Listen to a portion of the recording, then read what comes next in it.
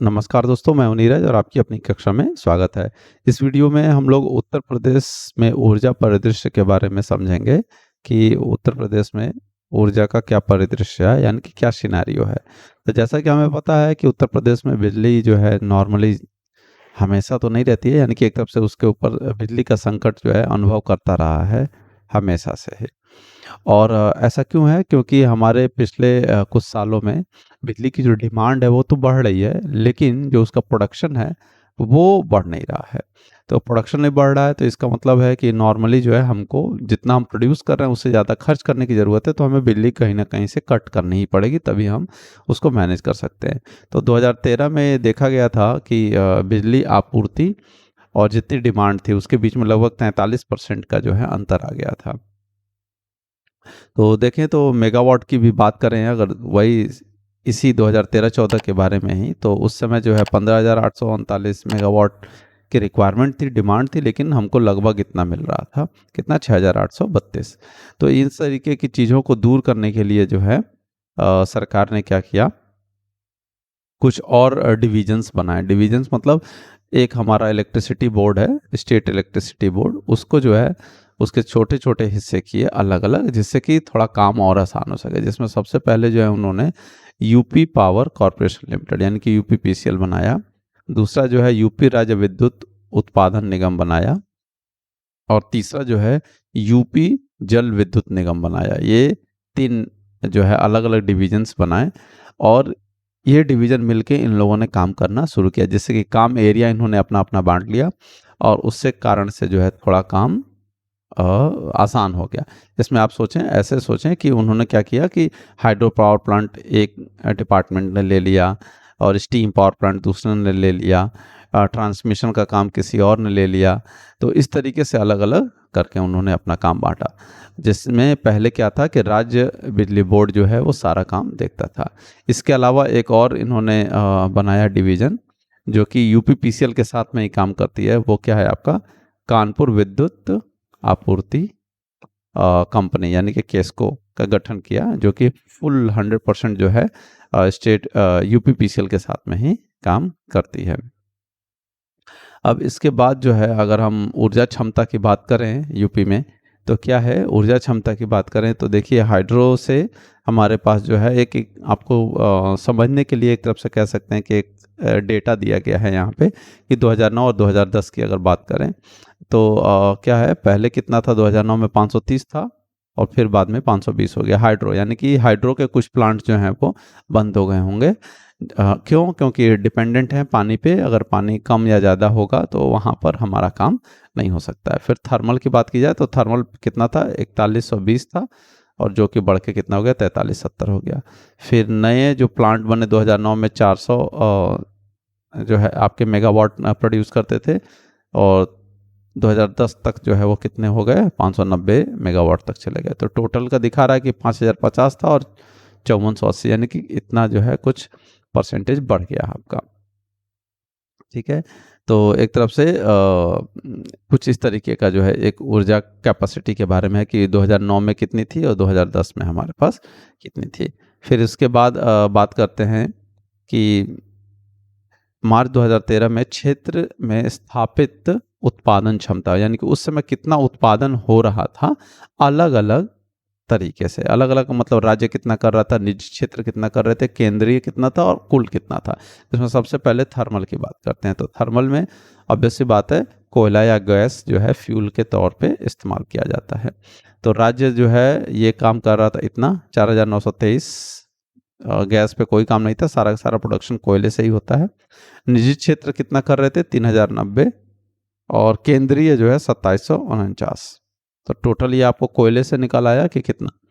उसके बाद जो है गैस के रिस्पेक्ट में देखें तो केंद्र कर रहा था कितना, 550 मेगावाट का प्रोडक्शन कर रहा था।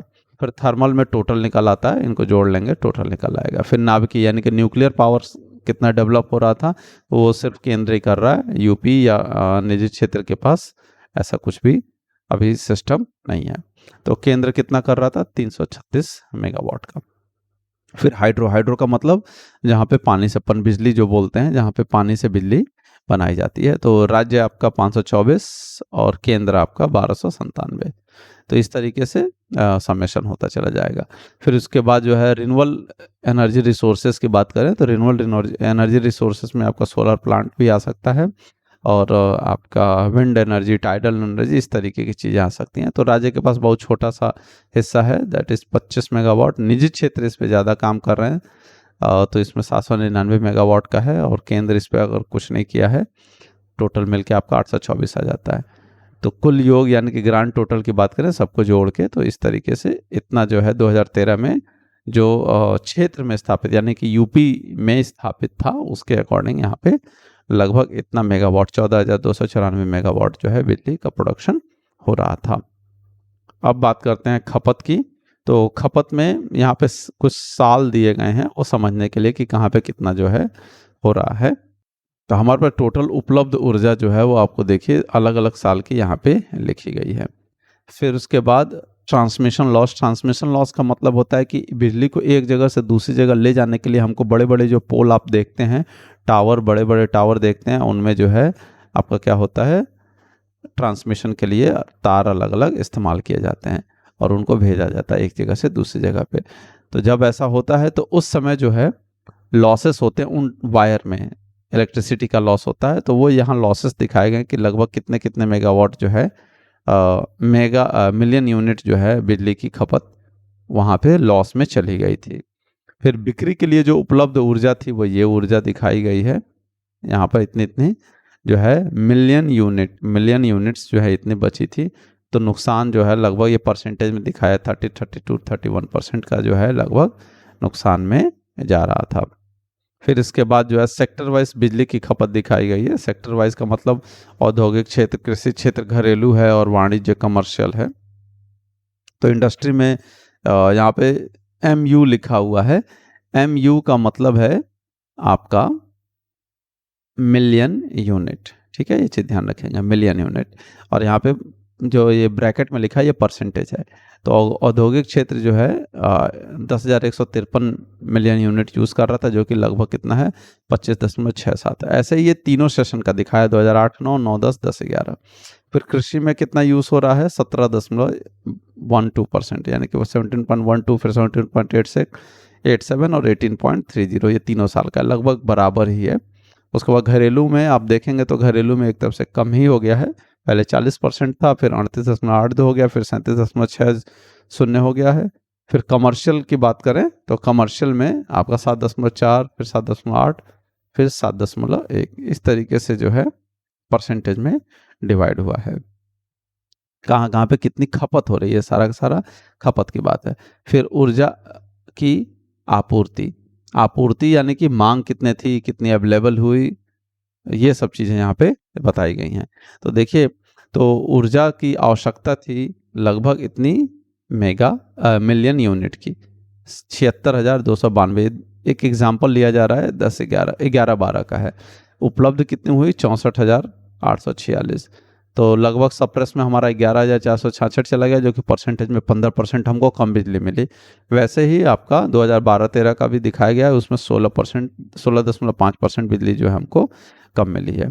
फिर उसके बाद जो है यहाँ पे शिखर और मांग और शिखर आपूर्ति। शिखर मांग का मतलब है पीक डिमांड। पीक डिमांड का मतलब मैक्सिमम कितना जो है हमको चाहिए और हमको मैक्सिमम कितना मिला, ये बात हो रही है। तो 12-13 का दिया गया है कि जो हमारा पीक डिमांड था वो कितना था 13,940 मिलियन यूनिट का, और हमको जो मिली वो कितनी हुई 12,048 मिलियन यूनिट का, जो कि लगभग इतना मिलियन यूनिट जो है माइनस में चला गया। और अगर हम उसकी कमी की बात करें तो 13.6% की कमी रही।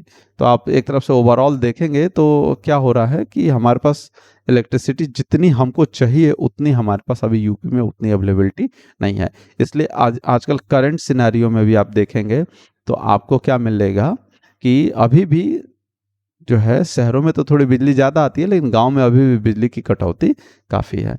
तो एक तरफ से देखें तो और भी हमें इसमें इम्प्रूवमेंट की रिक्वायरमेंट है, और धीरे धीरे समय के रहते इसमें और भी सारे काम हो रहे हैं, और रिन्यूएबल एनर्जी रिसोर्सेज पे ज़्यादा काम हो रहा है, जिससे कि हम लोग आगे उसको और यूटिलाइज़ कर सकें और फ्यूचर में जो भी आपूर्ति हो रही है उसको हम पूरा कर सकें, क्योंकि फ्यूचर में हमारी जो डिमांड है इलेक्ट्रिसिटी की वो और भी बढ़ती ही चली जा रही है। तो आशा करते हैं कि आपको ये वीडियो पसंद आई होगी। अगर वीडियो पसंद आई है तो अपने दोस्तों के साथ शेयर करें और अगर चैनल पर नए हैं तो चैनल को सब्सक्राइब कर लें। धन्यवाद।